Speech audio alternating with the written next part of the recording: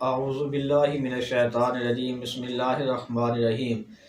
برادران اسلام، آج ہم ضیاء النبی شریف کا 103 نمبر درس شروع کر رہے ہیں۔ آج کے درس کے اندر ہم آپ کو تحریک قبول اسلام کے آغاز کے بارے میں بتائیں گے کہ قبول اسلام کی جو تحریک شروع ہوئی وہ کس طرح ہوئی ہے۔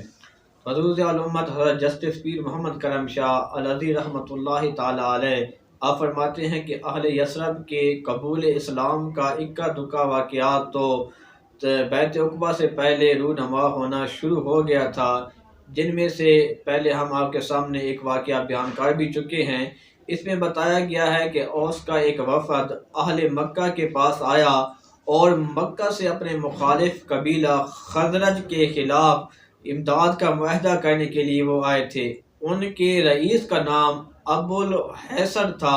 نبی کریم صلی اللہ تعالی علیہ وآلہ وسلم کو جب اس وفد کی آمد کی اطلاع ہوئی تو حسب معمول حضور نبی رحمت صلی اللہ تعالی علیہ وآلہ وسلم ان کے پاس تشریف لے گئے اور انہیں دین اسلام کی قبول کرنے کی دعوت دی۔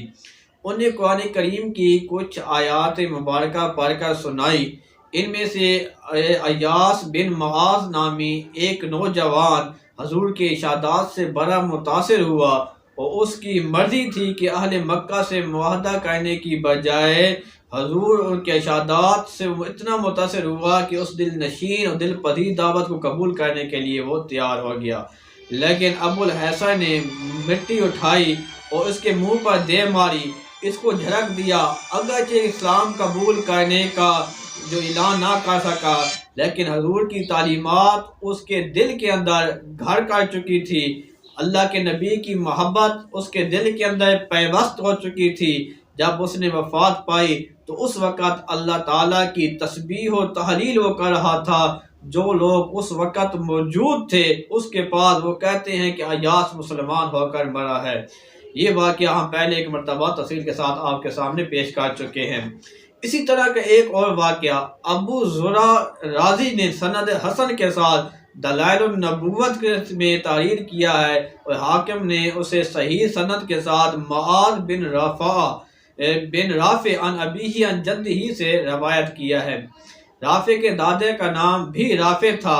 وہ بیان کرتے ہیں کہ وہ اپنے خالہ زاد بھائی معاذ بن افرا کے ساتھ سفر پر روانہ ہوئے، یہاں تک کہ وہ مکہ پہنچے۔ جب اونچے درے سے نیچے اترے انہوں نے ایک شخص کو درخت کے سے سائے میں بیٹھے ہوئے دیکھا۔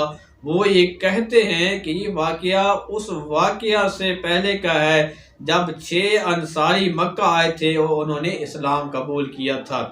جب ہم نے شخص کو دیکھا تو ہم نے سوچا کہ اپنی سواری کے اونٹ اس شخص کے حوالے کرتے ہیں اور خود جا کے کعبہ بیت اللہ شریف کا طواف کرتے ہیں۔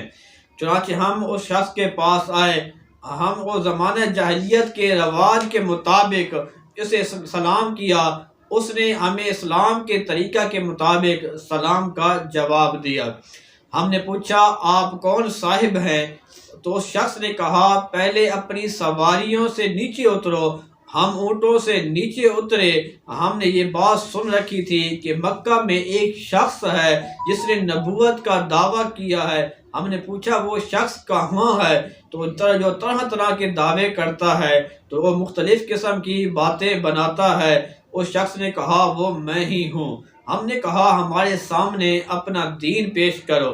اس شخص نے اسلام کو ہمارے سامنے پیش کرتے ہوئے فرمایا یہ بتاؤ کہ آسمان اور زمین کس نے پیدا کیے؟ تو ہم نے کہا اللہ نے پیدا کیے۔ پھر اس نے کہا کہ تمہیں کس نے پیدا کیا؟ ہم نے کہا اللہ نے پیدا کیا۔ پھر اس نے کہا کہ ہم سے سوال کیا کہ جن بتوں کی تم عبادت کرتے ہو، جن بتوں کو تم پوجتے ہو، ان کو کس نے پیدا کیا؟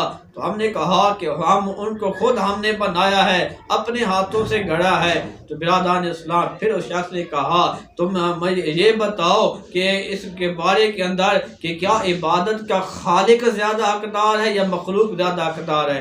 حالانکہ یہ جو بت تم جس کی عبادت کرتے ہو یہ اللہ تعالیٰ کی مخلوق ہے، وہ خالق ہے جو ہر چیز کو پیدا کرنے والا ہے۔ آیا وہ خالق کیا عبادت کا زیادہ حقدار ہے یا یہ مخلوق زیادہ حقدار ہے؟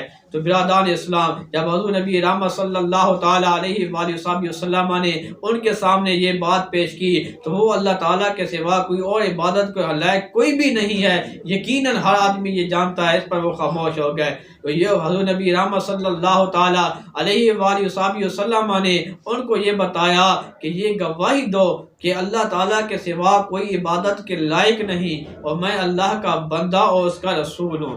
نیز اپنے قریبی رشتہ داروں کے ساتھ حسن سلوک کرو اور لوگوں پر زیادتی کرنا چھوڑ دو۔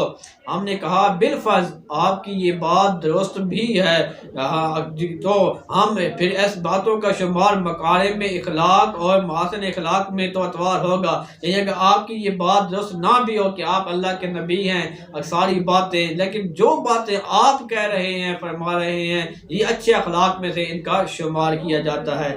سر دست ہماری سواری کے اونٹوں کو آپ پکڑ رکھیں، ہم کعبہ بیت اللہ شریف کا طواف کرتے ہیں، طواف کرنے کے بعد پھر واپس آئیں گے، پھر سوچیں گے۔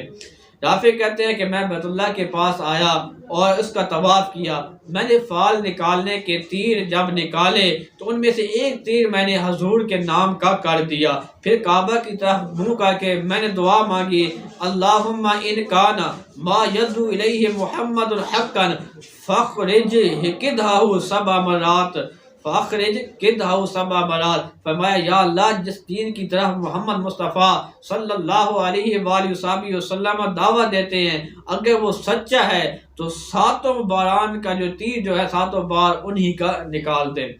میں نے 7 مرتبہ فال نکالی، فرماتے ہیں ساتوں مرتبہ حضور کے نام والا تیر نکلا، میں بے اختیار ہو کر چیخ اٹھا اشہد واللہ الہ الا اللہ وان محمد رسول اللہ۔ میرا کلمہ شہادت سن کر میرے ارد گرد کے لوگ کی بھیڑ لگ گئی، جمع ہو گئے، کہنے لگے مجنون رجل سباؤ، یہ پاگل ہے، اپنے مذہب سے یہ برگشتہ ہو گیا ہے۔ میں نے کہا بل رجل مومن، میں وہ مرد ہوں کہ جس کا دل نور ایمان سے منور ہو چکا ہے۔ وہاں سے میں رسول اکرم صلی اللہ تعالیٰ علیہ وآلہ وسلم کی خدمت اقدس میں حاضر ہوا، اور جب معاذ بن صفرا نے مجھے دور سے دیکھا تو وہ کہہ اٹھا لقد جئت بوجہ ما ذهبت به یا رافع، اے رافع جو چہرہ تم لے کر آئے ہو اس چہرے کے ساتھ تم نہیں گئے تھے، یعنی جو واپس اس چہرے کے ساتھ تم نہیں آ رہے ہو جس چہرے کے ساتھ تم گئے تھے۔